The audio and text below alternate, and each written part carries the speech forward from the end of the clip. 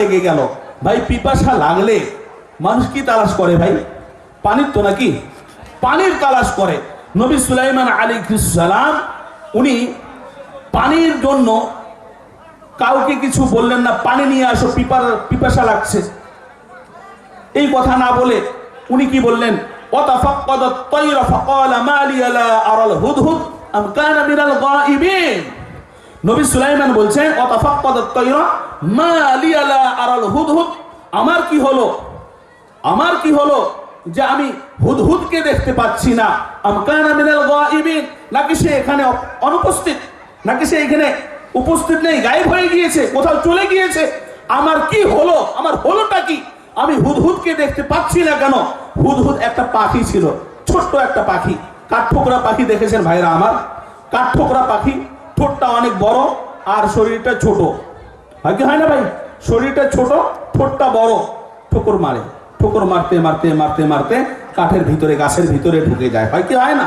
তো হুদহুদ এটা কাঠঠোকরা পাখি নয়, কাঠঠোকরা পাখির মতোই নবী সুলাইমান আলাইহিস সালাম ওই পিপাসিত হয়ে উনি বলছেন আমার কি হলো, আমি হুদহুদকে দেখছি না। তার কারণ হচ্ছে এই হুদহুদ পাখিকে আল্লাহ তাবারক তাআলা একটা ক্ষমতা দিয়েছিলেন। কি ক্ষমতা? যে মরুভূমি এলাকায় হোক আর যেখানেই হোক, ওই হুদহুদ পাখি যদি মাটিতে ঠোঁট লাগাতো তাহলে সে কিছুক্ষণের মধ্যেই বলে দিতে পারতো যে মাটির কত নিচের মধ্যে, কয় ফুট নিচে পানি পাওয়া যাবে। মরুভূমি এলাকা, পানি নেই, তাই হুদহুদের খোঁজ করছে নবী সুলাইমান আলাইহিস সালাম।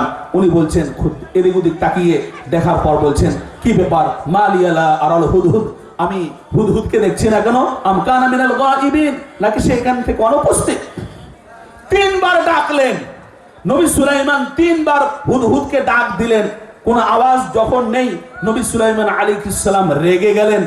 রেগে গিয়ে একটা রায় দিলেন। রায় কি? রায়টা লাউআযিবান্নাহু আযাবান শাদীদা আও লাআযবাহান্নাহু আও লায়াতিয়ান্নি বিসুলতানিন মুবিন। আমি আপনাদেরকে কোরআন শোনাচ্ছি ভাই, মনোযোগের সাথে শুনবেন।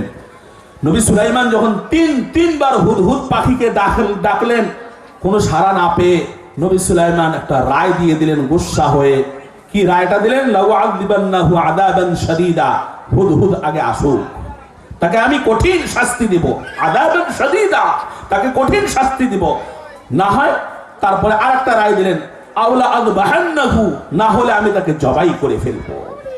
হয়তো তাকে কঠিন শাস্তি দেব, না হলে রাগের মাথায় কি বলে মানুষ, বেটা আসুক আগে জব করিম জব, হয় কি হয় না ভাই? বলে কি বলে না? নবী সুলাইমান রেগে গিয়েছেন, গোটা পৃথিবীর বাদশাহ, রাগ তার কি ছিল, রেগে গিয়ে বলছেন যে হুদহুদ আগে আসুক, আমি তাকে কঠিন শাস্তি দিব, না হয় তাকে আমি জবাই করে ফেলবো। তারপরে আরো একটা অপশন দিয়েছেন আওলা ইয়াতিয়ান্নি বিসুলতানিন মুবিন, হ্যাঁ সে যদি কোনো প্রমাণ করতে পারে যে সে নির্দোষ, সে যদি কোনো প্রমাণ পেশ করতে পারে আমার সামনে এসে যে সে নির্দোষ ছিল, তাহলে আমি তাকে ছেড়েও দিতে পারি। নবী সুলাইমান রাগের মাথায় এই রায়টা পেশ করলেন, সে আসুক, তাকে কঠিন শাস্তি দিব, না হয় জবাই করব, না হয় সে যদি কোনো প্রমাণ পেশ করে নিজেকে নির্দোষ প্রমাণ করতে পারে, তাহলে আমি তাকে ছেড়েও দিতে পারি। এই কথা বললেন নবী সুলাইমান আলাইহিস সালাম। দরবারের অবস্থা কিন্তু খুবই খারাপ, হয় কি হয় না? খুবই খারাপ। হুদহুদ পাখি কিছুক্ষণ পরে আসলো, এসে দেখছে দরবারের অবস্থা খুবই খারাপ। বলা বলে চলছে নিজেদের মধ্যে, রে কোথায় গিয়েছিলিস? তোকে কিন্তু খোঁজ করছিল, তিনবার ডাকছিল বাদশাহ, তুই কিন্তু ছিলি না। তবে মনে রাখিস, তিনটা রায় পেশ করেছেন উনি, কি তোকে কঠিন শাস্তি দেবে, না হয় জবাই করবে। তবে হ্যাঁ, যদি প্রমাণ পেশ করে নিজেকে নির্দোষ করতে পারো, নির্দোষ প্রমাণ করতে পারো, এমন কোন সবুত যদি পেশ করতে পারো, তাহলে তোমাকে ছেড়েও দিতে পারে। তো হুদহুদ বলছে তাহলে ঠিক আছে, কোনো টেনশন নেই। ফামাকাসা গায়রা বাঈদ ফাকালা আহাততু বিমা লাম তুহিত বিহি ওয়াজিতুকা মিন সাবাইন বিনাবাইন ইয়াকিন। হুদহুদ পাখি কিছুক্ষণের মধ্যেই চলে আসলো।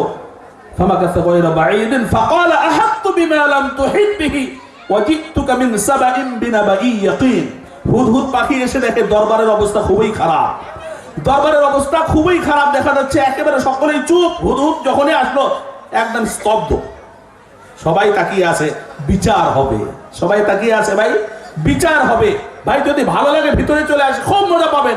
সামনে কুইন্টেল কুইন্টেল ওজনের কথা আছে, মিস করছেন আপনারা। চলে আসেন, ভিতরে চলে আসেন। মা বোনেরা মনোযোগের সাথে শোনার চেষ্টা করবেন। হুদহুদ এসে দেখছে দরবারের অবস্থা খুবই খারাপ। এবার হুদহুদ এসে এমন পজিশন নিয়ে দাঁড়িয়ে আছে, কেমন পজিশন ভাই, একেবারে কাছেও না একেবারে দূরেও না। কারণ কাছে গেলে যদি এবার খপ করে ধরে জবাই করে, হয় কি হয় না? বাপের কাছে যদি ছেলে দোষ করে, সময় মতো যদি ছেলেকে সামনে না পায়, বাপ কিন্তু রাগ হয়ে যায়, হয় কি হয় না? বাপ বলে দেয়, এই বেটা পালিয়ে যায়, বেটা পালিয়ে যায়। আর পালায় সারাদিন, আর কোথায় পালাবে? দোলাপাড়া, গোরস্থান পাড়া, টাউনটা, পিলখানা, খাগড়াবাড়ি, সন্ধ্যায় কোথায় যাবে? হয় কি হয় না ভাই?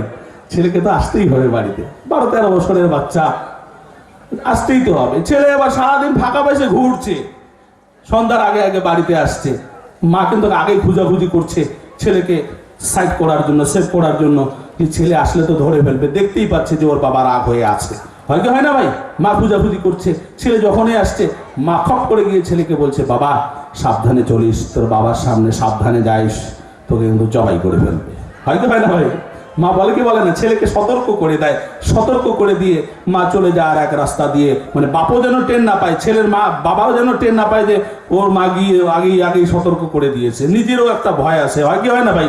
জানের ভয় তো সকলেরই আছে, হয় কি হয় না? তো মা ছেলেকে সতর্ক করে দিয়ে সাইড হয়ে চলে গেল। ছেলে আবার চিন্তা করছে, এমন ওই রাস্তাটা দিয়ে যাব, সামনের রাস্তা দিয়ে নয়, পিছনের রাস্তা দিয়ে বাড়িতে ঢুকবো, সন্ধ্যা হয়ে গিয়েছে, বাবা যেন টেরও না পায়। ছেলে এবার পিছনের রাস্তা দিয়ে ঢুকবে, ঢুকেই দেখে সামনেই বাপ বসে আছে চেয়ার দিয়ে। এবার ছেলে তো পালাতেও পারে না, হয় কি হয় না ভাই? কথাগুলো বুঝতে পারছেন তো নাকি? ছেলে এবার পালাতেও পারে না, বাপের কাছাকাছি চলে গিয়েছে। আর একেবারে কাছেও না, আবার একে দূরেও না। যদি আবার কাছে থাকে, যদি আবার খপ করে হাত ধরে মারা শুরু করে দেয়, আর দূরে যদি দাঁড়ায়, সারাদিন তো ছিলাম না, দূরে থাকলে তো বাবা আবার বেশি রাগ হবে, হয় কি হয় না ভাই? রাগ হবে। এমন পজিশন নিয়ে দাঁড়িয়ে থাকে, আর বাবাকে বলে, আসসালামু আলাইকুম আব্বু, আসসালামু আলাইকুম। এবার বাপ কথা বলছে, ছেলে যুক্তি দিয়ে কথা পেশ করছে, চেষ্টা করছে যুক্তি দিয়ে, যদি কোনো রকম ভাবে মায়ের থেকে বাঁচি। আর যদি দেখি যে না, বাপের রাগ থামছে না, ধরার চেষ্টা করছে, মারবো, ভূত করে দৌড়, হয় কি হয় না ভাই? তো হুদহুদ পাখি এমন একটা পজিশন নিয়ে বাদশাহ সুলাইমানের সামনে দাঁড়িয়ে আছে, কাছেও নয় আবার দূরেও নয়। এবার হুদহুদ পাখিকে নবী সুলাইমান জিজ্ঞাসা করছেন, হুদহুদ কোথায় গিয়েছিলে, তুমি কোথায় গিয়েছিলে? হুদহুদ পাখি এবার কি বলছে শুনেন। কোরআনে কারীমে আল্লাহ তাবারক তাআলা তুলে ধরেছেন, ফাকাল আহাতু বিমা লাম তুহিত বিহি ওয়াজিতুকা মিন সাবাইন বিনাবাইন ইয়াকিন। আমি এমন একটা জায়গা থেকে এসেছি, সাবা নগরীর থেকে এসেছি, আর এমন একটা ঘটনা দেখে এসেছি যে ব্যাপারে আপনিও বেখবর, আপনারও জানা নেই। আমি এমন একটা খবর নিয়ে এসেছি আপনার কাছে যে ব্যাপারে আপনি বেখবর, আপনারও জানা নেই। নবী সুলাইমান বলছেন, এমন কি ঘটনা দেখে এসেছো, এমন কি খবর নিয়ে এসেছো যেটা আমার নিজেরও জানা নেই? নবী সুলাইমান বলছেন, বাদশাহ সুলাইমান আল্লাহর নবী ছিলেন, উনিও গায়েব জানতেন না। মনে রাখবেন, কোন নবী রসুল গায়েব জানেন না, গায়েব শুধু জানেন একমাত্র আল্লাহ তাবারক তাআলা। অনেকে হাত দেখে বলে দেয় সামনে তোমার অ্যাক্সিডেন্ট আছে, এর জন্য কি করতে হবে? তাবিজ নিতে হবে। ভাই বলে কি বলে না ভাই, তোমার আগামীতে এই সমস্যা আছে, একটা মহা রোগ হতে পারে, এই রোগ থেকে বাঁচার জন্য একটা তাবিজ নিতে হবে 500 টাকা দিয়ে, বলে কি বলে না ভাই? মনে রাখবেন, গায়েবের খবর কেউই জানে না, একমাত্র আল্লাহ তাবারক তাআলা। পৃথিবীর শ্রেষ্ঠ মানুষ, অসাধারণ মানুষ নবীগণ ছিলেন, রসুলগণ ছিলেন। এই নবীগণও গায়েবের খবর জানতেন না, আল্লাহ যতটুকু জানাতেন ততটুকুই ওনারা জানতেন। এটা কি প্রমাণ করে? হুদহুদ পাখি প্রমাণ করছে। কোরআনে কারীমের মধ্যে হুদহুদ পাখি বলছে যে আমি এমন একটা ঘটনা দেখে এসেছি, আমি এমন একটা খবর নিয়ে আপনার সামনে এসেছি যে ব্যাপারে আপনি নিজেও বেখবর, আপনারও জানা নেই। কি খবর সেটা? সেই খবরটা কি? ইন্নী ওয়াজাদতু ইমরাআতান তামলিকুহুম ওয়া উতিয়াত মিন কুল্লি শাই ওয়া লাহা আরশুন আযীম।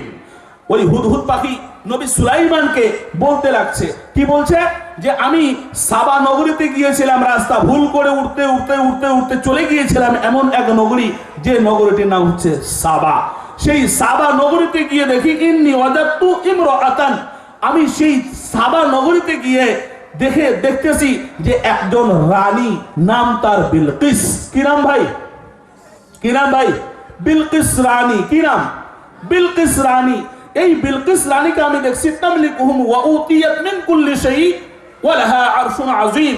আপনার এই রাজত্ব চালাতে গিয়ে আপনার যাহা কিছু দরকার সবকিছুই ওনার মধ্যেও আমি দেখতে পাচ্ছি।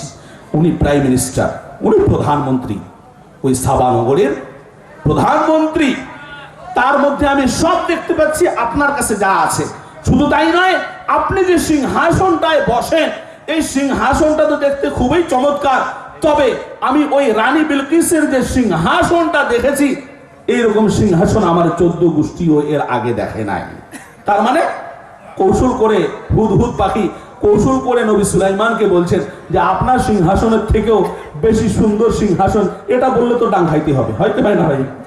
বাদশাহ সুলাইমানের সামনে যদি বলে যে আপনার সিংহাসনের চাইতেও রানী বিলকিসের সিংহাসনটা বেশি সুন্দর, এই বললে তো মার খাইতে হবে।